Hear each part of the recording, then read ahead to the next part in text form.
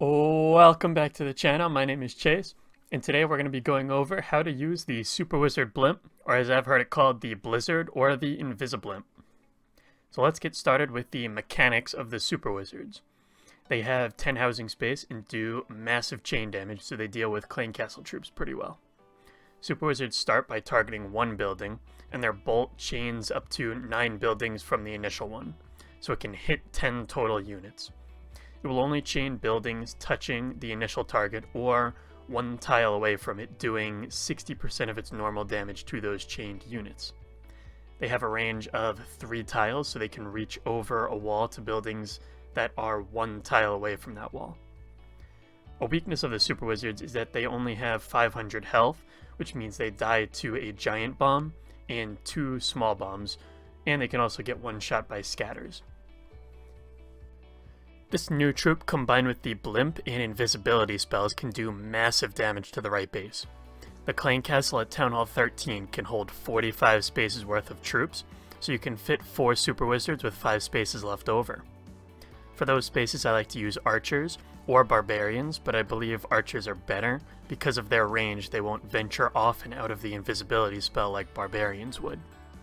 If a Barbarian turns visible, he might get targeted by a scatter shot, and the splash damage could kill your wizards.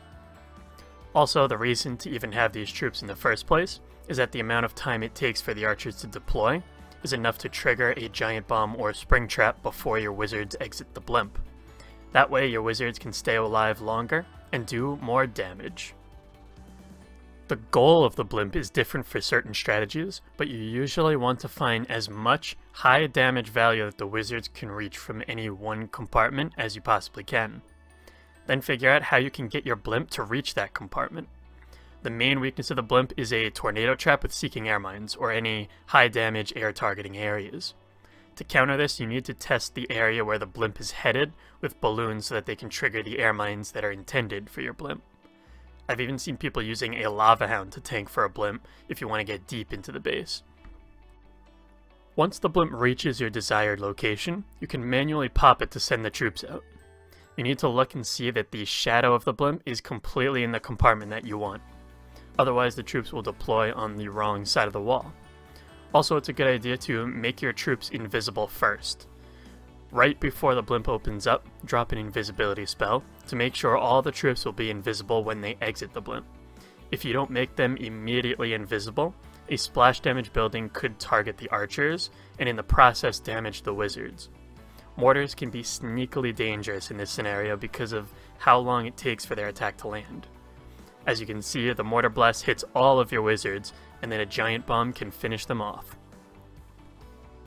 After the initial invisibility spell, you can try to track the super wizards and follow them with more invisibility spells. I like to use 4 if I want a lot of value, especially if I can get the town hall with a bunch of high damage defenses. But most times 3 or even 2 is sufficient. Also, if you're inconsistent with making buildings visible and invisible, the wizards might get stuck retargeting and they'll freeze up, getting you less value. The wizards have a 2-second attack speed, and the invisibility spell lasts 4.5 seconds at max level. I usually drop them after 2 attacks from the super wizards, like in this example. You can see they shoot once, and then twice, and then I drop the spell. When looking at a base, I'll first look at all the compartments around the town hall and see where the super wizards can be dropped so they can reach it from a safe distance and not get taken out by the Giga Blast. If I can't get the town hall, I look for value around the eagle or scatters. For this base, the town hall can be taken out from the compartments outlined in orange. I decided to drop the blimp into the double expo compartment because I felt I could get more value from there, as you can see on this drawing. All the buildings the wizards can reach from the compartment are outlined in yellow, and all the buildings they can chain onto are outlined in red. That doesn't necessarily mean they will get all that value because of the drop-off in damage, but I knew they would get the Town Hall, Clan Castle, and RC, and the Expos, which was enough value for me. I'll play out this replay so you can see how I finish off the base and what you can use to combo with the Invisibility. So you can see just how much damage they're doing with that rage spell. They got the entire Town Hall compartment, the Expos, and lured the Clan Castle.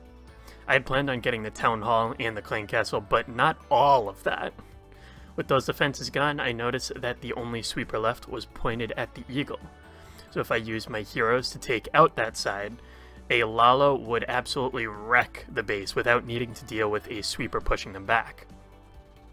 Right now I'm just being patient with my king and queen, letting them take out the enemy king and the lava hound. I misplaced my poison a little bit because I didn't expect all the pups to go after my king and exit the poison spell. I used my RC to cut off the funnel for my king and queen and have them go straight into the eagle. And now I waste a freeze actually with my RC and accidentally pop my queen ability. So I'm just swagging a bunch of stuff right now. But my queen is under no damage and she can take out the eagle safely.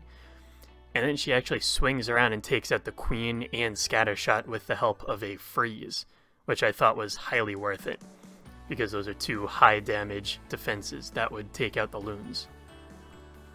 And now I can spread my balloons across the entire right side of the base, so that way they can collapse on this last scatter shot.